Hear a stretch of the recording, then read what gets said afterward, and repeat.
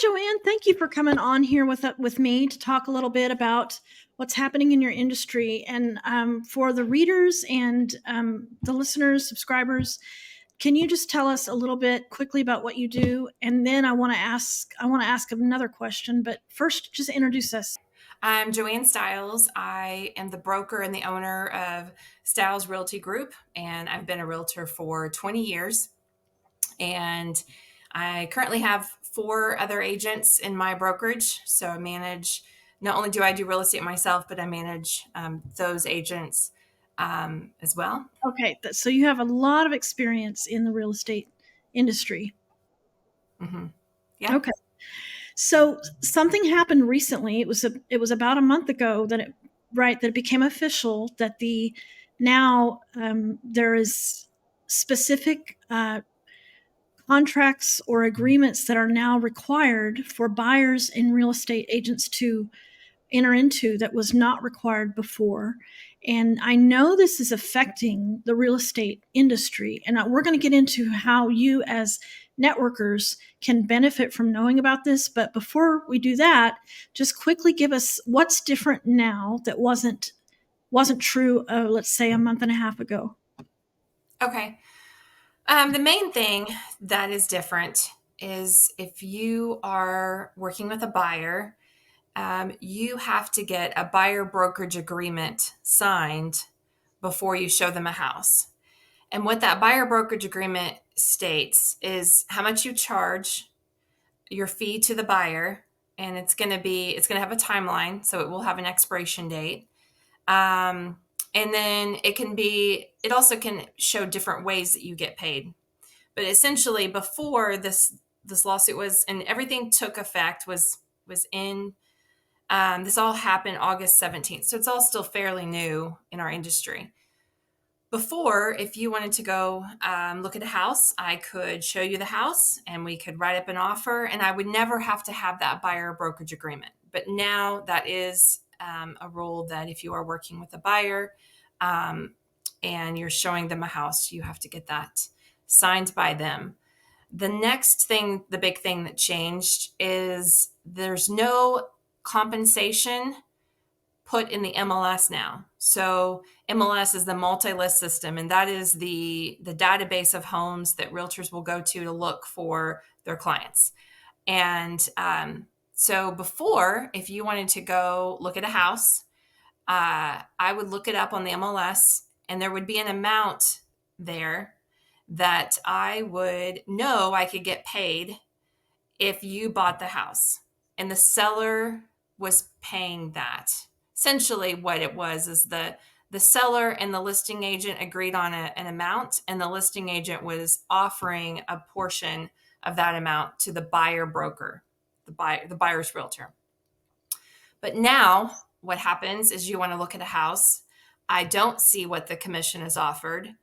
So we have a buyer brokerage agreement, like we already talked about. So you owe me this much if you purchase the house. What the buyer can do is ask the seller to pay for that on their behalf. Those are the two main things that have changed since the lawsuit went into effect. So it essentially puts as a buyer's agent, it makes your compensation just a little bit more precarious, a little bit harder to count on. Is that a fair assessment? It is. I think for years I think what got us into this situation is there was a lot of times that as a buyer realtor, we would say, our services are free. You don't have to pay us. The seller pays us. And so now we have to be transparent and say, this is our fee and it is negotiable.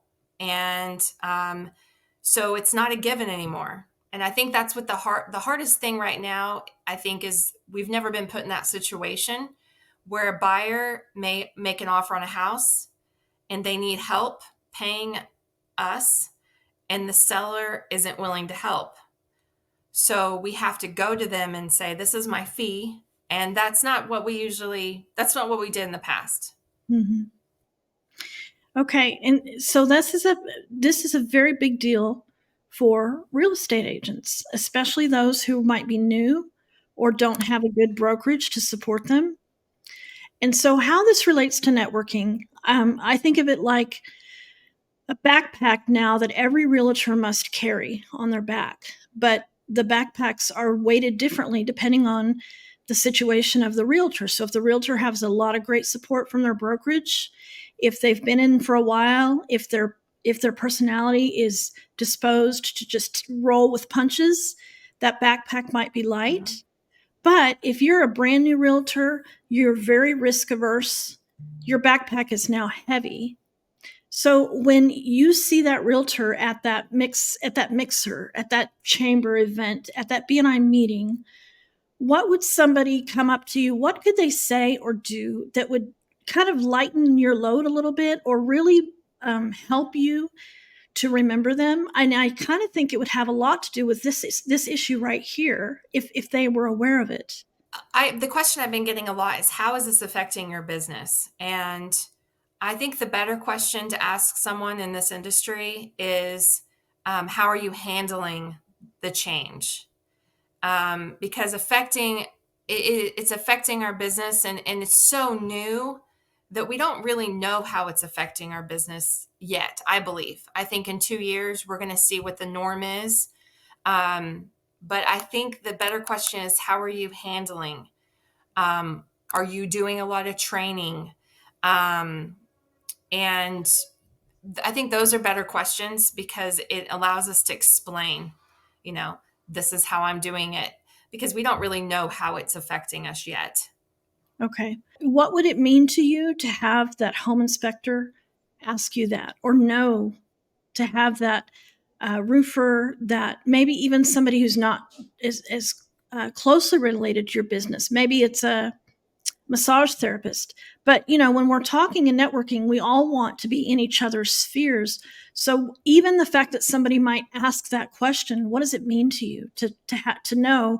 Oh man, someone else knows what I'm going through. I think it's a huge deal. I think it shows the empathy that they may have for our industry. Even if you haven't bought and sold a house in a while, you may not remember exactly the process. But I think they're asking specifically, what are we doing? Um, then I think it just shows that they care. And I think it's a better question than how is it affecting, because I feel like that can really it's going to affect us negatively. I mean, it's not business as usual. I know a lot of realtors have said that, but it's not.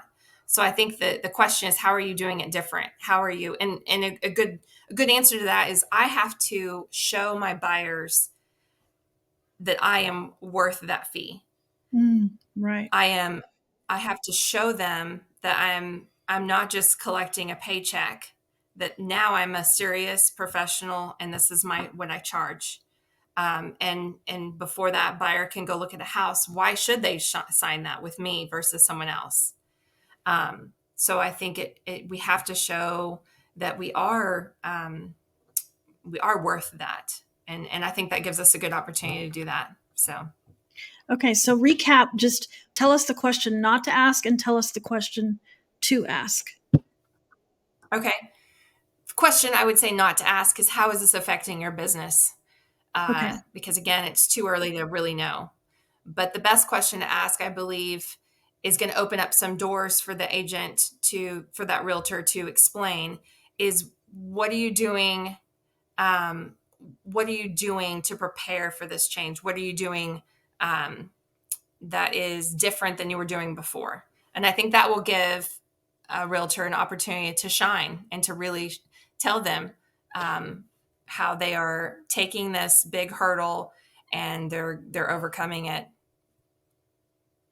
And then, friends, that is exactly how you build rapport with these people that you want them to give to you. You must be aware of what can you give first, and how can you really come alongside people as they're struggling. And we know that this is a specific thing that the real estate industry is facing. So we would be wise to ask the question Joanne told us to ask, and just kind of study up on this, because it is a big deal. All right. Thanks, Joanne, so much. This was very insightful. So, Joanne Stiles Realty Group. She's been in the business for a long time, and she can help you so much. If you are thinking about buying or selling, please consider giving her a call, because she can guide you through this very stressful process with ease. She helped me personally, and I would recommend her to anyone who's looking to buy or sell. Thank you so much, Joanne. Thank you.